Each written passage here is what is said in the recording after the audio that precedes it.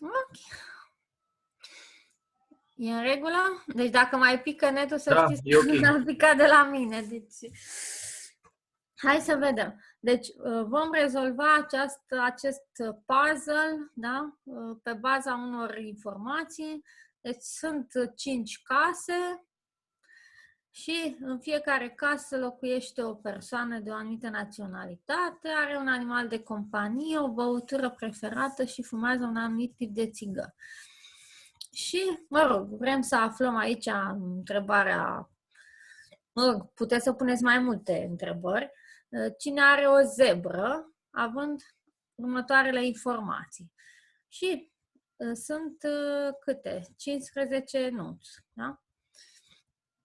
Deci, pe baza acestor enunțuri pe care noi o să le transpunem în predicate prolog, o să obținem informația despre cine locuiește în fiecare casă și ce informații știm despre fiecare casă, inclusiv cine are o zebră. Ca să rezolvăm puzzle-ul, întâi trebuie să definim niște predicate. Voi aveți deja începutul problemei, dar haideți să încercăm să definim predicatele din 1, 2 și 3.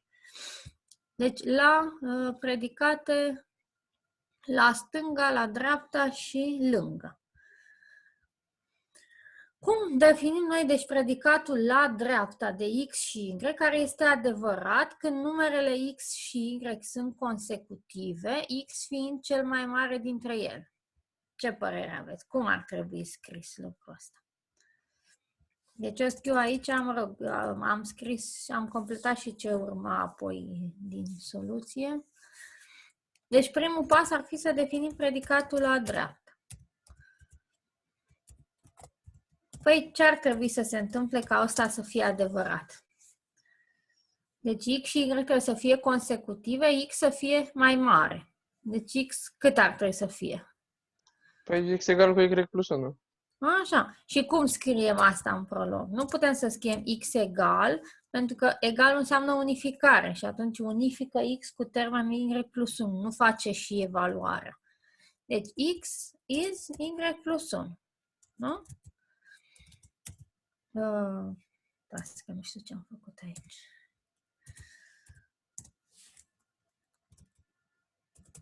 Am închis ce am făcut. Am închis...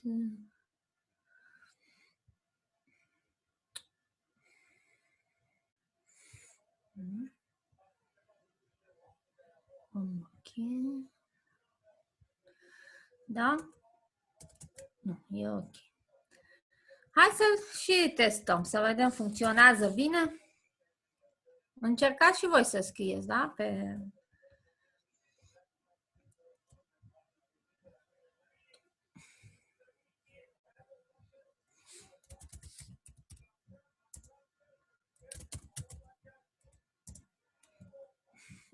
Ce operator expected?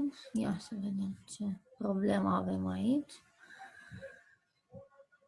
Că e, hai să comentez că asta nu este terminat predicatul soluție și atunci probabil de-aia îmi dă eroare.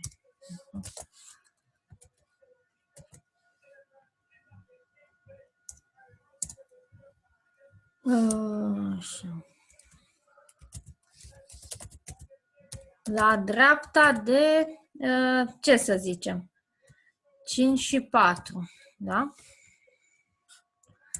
Este true, da? Mergem? Bine? Dacă dăm x și 4, x este 5, da? Dacă am dat invers, n-ar mai funcționa pentru că y nu este, deci x e definit în funcție de y. Am putea totuși să punem și sau, aici mă gândesc că să punem și y x minus 1, da? Deci x is y plus 1 sau y x is minus 1. Și în cazul ăsta ar putea să instanțieze și... nu, de ce? Deci 4x sau... Da? Da, văd că tot așa va. Mă mai auziți? Sau s-a Da, deconectat? vă auzim, vă auzim. Hmm?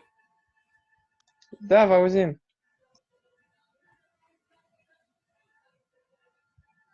Ce mai aude? Da. Nu? Ok. Eu nu știu de ce nu vă aud. Ce s-a întâmplat? Ia, stați un pic să văd de ce nu vă mai aud eu.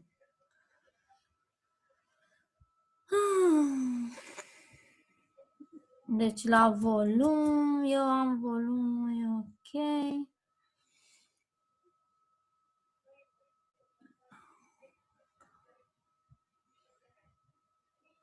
Audio setting.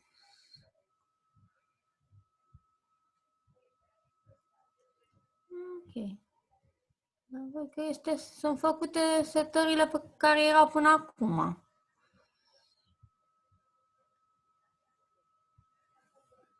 Și de ce nu vă mai aud eu?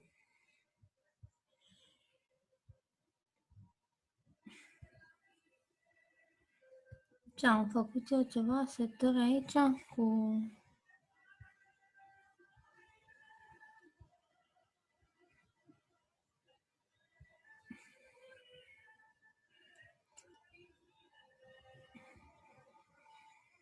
Haideți că intru și ies ies, mă deconectez și intru înapoi. Că poate s-a întâmplat ceva în timp ce...